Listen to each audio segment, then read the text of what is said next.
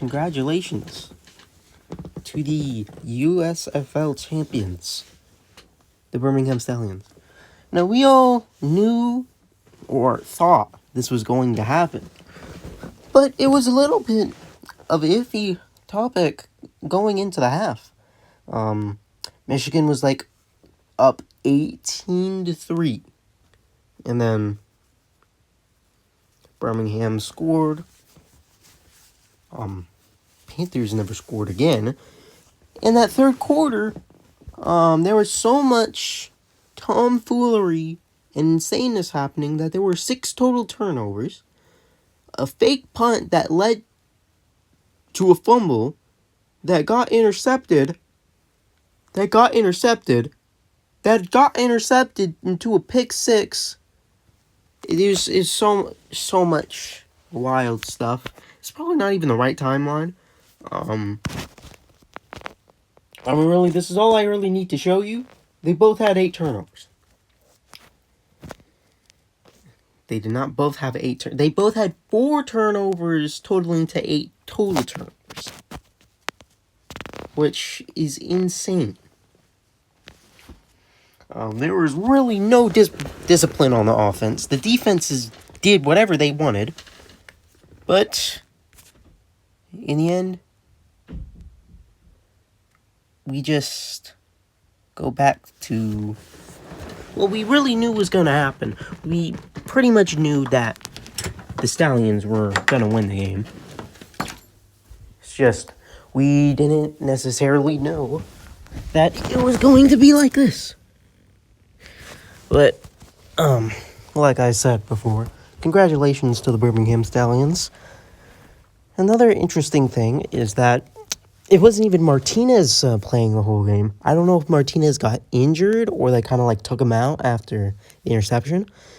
But Matt Corral came in and he actually played pretty well with QBR of 113.8. He also had an interception. That was his second throw. That was before the pick 6, by the way. But Martinez, he went 10 for 19 for 164 yards, 1 touchdown, 1 interception with an average of 8.6. And Corral came in. You know, Martinez is likely going to be the MVP. But, Corral came in. He played better than Martinez, to be honest.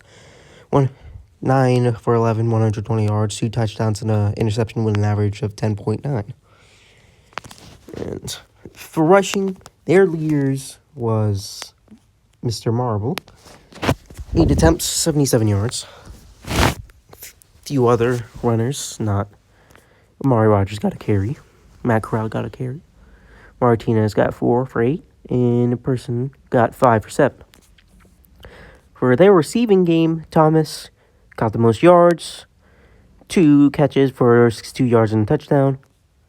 Pearson Jr. also had another touchdown, 2 for 17 and a touchdown. Rogers also had another touchdown for 3 catches, 11 yards and a touchdown.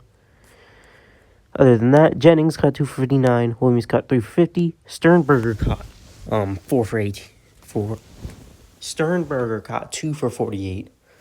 Kane got 3 for 19. And Victor caught 1 for 13. Marble caught 1 for 5. For the defense, like I said, was really the most defensive game I've ever seen with all these turnovers and stuff. Tenzino led with tackles. He also had 2 SOLs and a pass deflection. In total, there was 5 sacks. 1 for Gates, 1 for Isam, 2 for Tillman, and 1 for Garvin. 7 tackles for losses. 3 interceptions. 2 by, who's this, Ike Brown? He didn't have interceptions before that, so huge game for him. And then 1 for Isam, who also got 1 of the sacks and 1 of the TFLs. And 8 pass deflections. This just shows you how much of a defensive game this was. Defense really just ran routes over the offense. And obviously the Birmingham offense was good enough to stave the Michigan offense. Long list of fumbles here. You got Martinez fumbling twice and losing it. Pearson and Williams both fumbling once but not losing the ball. Lloyd receiving the ball and Tillman forcing a fumble. Again, the defensive game here. Martinez got strip sacked twice, and probably another reason why he got taken out if he didn't get injured. And then Lloyd with the reception. Lloyd had 1 pass deflection, 4 tackles, and 3 whatever SOLs. Now for kick returns, Kane and Jennings both took 1, and Pearson took 3 for 62, and he only averaged 20.7 yards. Kane got 39 yards, and Jennings got 27. Rogers had 1 punt return for 5 yards. Did not blow it in the kicking, going 2 for 2, getting a perfect 6 points on the day. And Wadman punted 2 times for 47 yards. Average. His long was 47, so I'm assuming he punted 47 twice. Because he averaged 47 and his long was 47. So, interesting there. Obviously, Stallions, played up to the hype. They're going on to the UFL championship after whoever wins tomorrow. We'll get to that in a bit later since, Battlehawks fans. Kai Nakua threw the fake punt, but Etling stayed in the whole game, threw 18 for 29 for 182 yards, 1 touchdown, and a whopping 3 interceptions. Not good at all. It's not good. And to be honest, Panthers had so many chances in that third quarter. I mean, if they had just kept that fake punt and didn't fumble, it was already 18-12 at that point. They were at like the 30th yard line or something. That would have been a huge momentum breaker, and it probably would have led them to them winning. So if they had just, held on to some of these balls, then there might have been a chance that we would be talking about a huge upset. Correa had the most carries. Well, actually, Colburn had the same amount. It's just McRae ran way better, 62-15. McRae's long was 25, and Etling also ran twice for 3 yards. For receiving, the one who led on the day was Mariner. He went 4 for 60 and a touchdown. Gray caught 3 for 33. Simmons caught 3 for 32. Quinn caught 3 for 29. Whitehead caught 1 for 18. Hikunti, sorry if I mispronounced that, caught 3 for 15. Colburn caught 1 for 9. Ross caught 1 for 4. And McRae caught 1. Didn't catch 1. He was targeted once. Did not catch a ball. Their defense also played really well. Their D-line was probably one of the best in their team with, 2 forced fumbles. Might have been the third one, actually. Well, actually, 4 forced fumbles, although only 2 were got, because Williams and Lloyd both fumbled one, but they did not lose the ball. So they forced 4 fumbles on the day, which is huge. It's just they could not capitalize on all of them. White caught one of the interceptions. He also had 1.5 sacks, 2 tackles for losses, and 1 pass deflection. Dawkins led with 8 tackles and 8 SOLs, along with 1 sack. Tafua got the other half of the sack, with Carter also getting a sack for a total of 4. Carter caught the interception, also had a pass deflection, with 3 total pass deflections on the day, 3 tackles for losses. And, it kind of shows which team had the better defense, because Stallions had way more of everything. Way more sacks, way more interceptions, obviously, way more pass deflections, even way more tackles for losses. They just couldn't generate enough stops, although they were generating a lot in that third quarter. Of course, ginormous list of fumbles. Let me try to get through all of this. Colburn fumbled. He did not lose the ball. Etling fumbled and he lost the ball.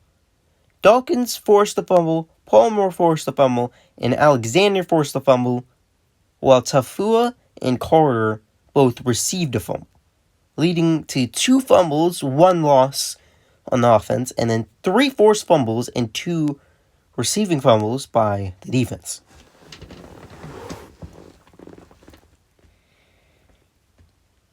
I mean, when you have that many turnovers or expected turnovers, you gotta capitalize. Even though you did lose one fumble, you could have had 3 total fumbles. And you really didn't capitalize on any of them, to be honest. Ross had 6 kick returns for 189 yards. Sloan was 40 on the day. Gray had 2 punt returns for 18 yards. Jake Bates, he went 4 for 6, but he only missed 1. Another one of them was blocked, and he might have also gotten injured, which I really hope he doesn't get injured because he deserves a spot in the NFL. But honestly, pretty good day for a kicker. His long was 53. He had 12 points. Of course, he wasn't perfect, but he really only missed one of them. So, great season from Jake Bates. I'm hoping he can make the NFL, to be honest. Probably be on like the Lions or something. They need a kicker. And for punting, Miller punted 2 times. His long was 52. Inside 21, 1 touchback. And he averaged 46 yards. Now, for the total matchup, we have 33 to 27 minutes. 15 total drives to Stallions 13. 59 to their 53. 253 total yards to their 365. So, total outplay in yards for the Stallions. 4.3 yards per play to 6.9. 0 red zone touchdowns to 2 for the Stallions. That's what made the difference with them having 2 red zone attempts and having to try to get a field goal on both. Well, Stallions had 3 red zone attempts. Passing destruction for the Stallions, who had 269 to 173. But they both had 19 completions and 30 passing attempts, so the Stallions could just throw it yard more than the Panthers. 9.0 yards per attempt is really good, to be honest. They're 5.8, with 3 passing touchdowns for the Stallions and 1 for the Panthers. Rushing, it was a bit closer, but Stallions still lead 96 to 80, with only 19 attempts to compare to the Panthers' 24. Also, 5.1 yards per carry compared to the Panthers' 2.3, with no rushing touchdowns on either sides. And like I said, they both had 4 turnovers. Panthers had more interceptions with 3 to their 2, and the Stallions had more fumbles with 2 to their 1. Overall, wild game. Stallions came in as like 8-point favorites. They cover. If you care about betting, I don't. But the real point of at least this channel and making videos for the United Football League is the Battlehawks, who play tomorrow at 7. I don't know if this is going to make me better or not. In this random poll on Fox News, Fox Sport app, people actually like the Brahmas better. If you look at the stats,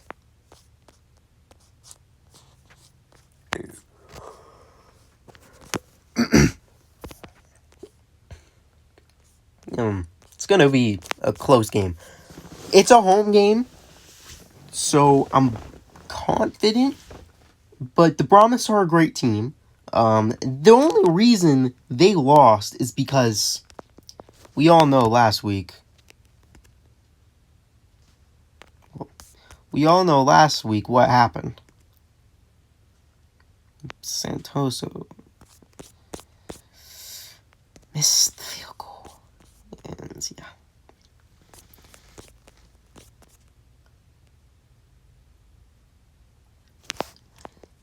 One kick could have decided everything, to be honest. I'm not confident, but I think we can win this. Either way, I think whoever wins this gets smoked by the Stallions, to be honest. So, we can only hope now. SDL is favored by 3, but I'm not too confident. But anyway, that's really all I have to say for this video. I gotta go watch the NHL finals. So yeah, that's all I have to say. And, well, that's baseball.